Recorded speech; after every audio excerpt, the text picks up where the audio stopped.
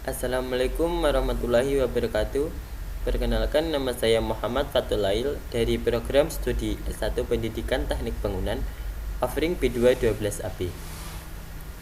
Di sini saya akan memaparkan hasil tugas saya mata kuliah mekanika bahan mengenai studi kasus terapan tekuk torsi. Tekuk torsi lateral adalah suatu gejala di mana akibat momen lentur, balok tiba-tiba mengalami perpindahan ke samping. Bila mana balok mengalami momen lentur, maka salah satu flange akan mengalami tegangan tekan dan flange yang lainnya mengalami tegangan tarik. Seperti gambar di samping, yaitu ilustrasi nyata dari kasus tekuk torsi, yaitu pada baja.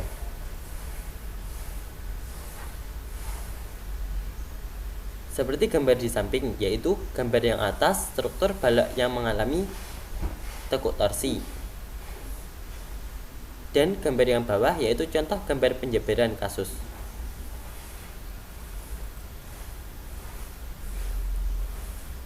Gambar di samping, panjang elemen balok tanpa dudukan dapat mengalami tekuk torsi lateral akibat beban lentur yang terjadi, momen lentur.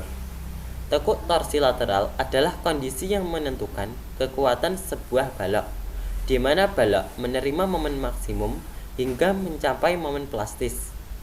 Keruntuhan dari suatu struktur balok terjadi dari salah satu di bawah ini. Yang pertama yaitu tekuk lokal dari flange tekan. Yang kedua, tekuk lokal web dalam tekuk lentur. Yang ketiga, tekuk torsi lateral. Contoh soal dari kasus tekuk torsi. Rencanakanlah sebuah komponen struktur balok kren. Dalam gambar di bawah ini, jika diketahui data dari gambar di samping sebagai berikut.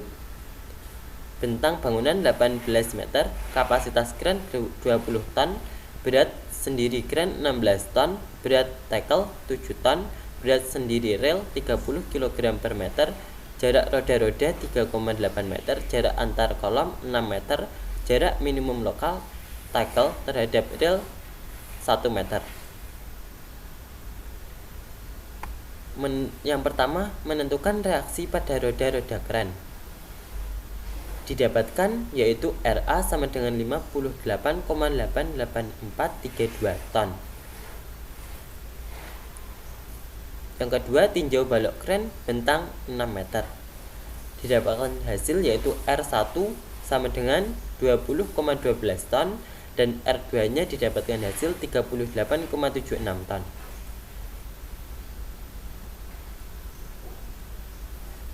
Akibat beban hidup. Momen maksimum akibat beban hidup tercapai jika titik tengah dari salah satu roda dengan gaya resultan berada tepat pada tengah-tengah bentang balok. Dari gambar di atas tadi, momen maksimum akan terjadi di titik A atau di titik B. Momen maksimum di titik A didapatkan hasil 41,24 ton kali meter. Momen maksimum di B didapatkan hasil 5,81 ton kali meter. Dari hasil perhitungan di atas diperoleh momen maksimum sebesar 41,24 ton kali meter dengan mempertimbangkan koefisien kejut sebesar 1,15,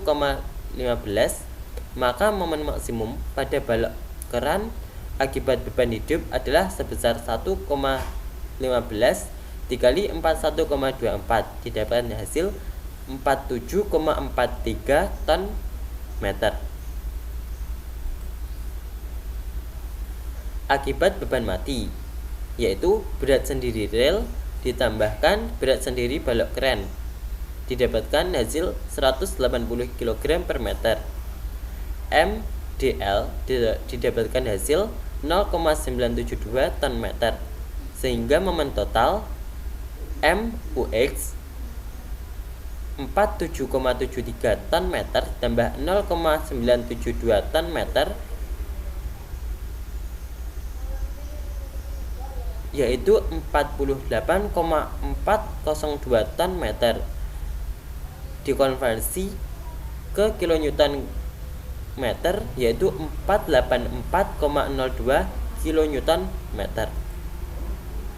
Momen akibat gaya rem melintang. Gaya rem melintang biasanya diambil sebesar 1/15 dari beban kapasitas keran ditambah berat tackle untuk 2 roda, sehingga beban lateral per roda sama dengan setengah dikali 1/15 dikali 20 ditambah 7 dikali 1,6, didapatkan hasil 1,44 ton.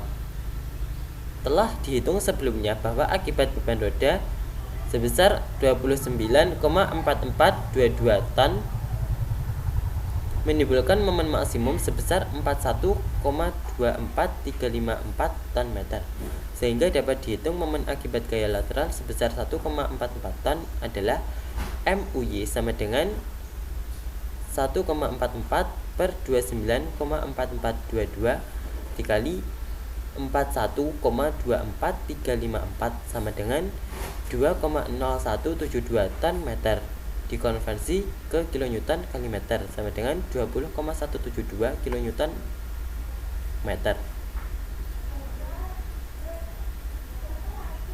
Kesimpulan dari soal di atas dapat kita simpulkan bahwa terjadinya tekuk torsi pada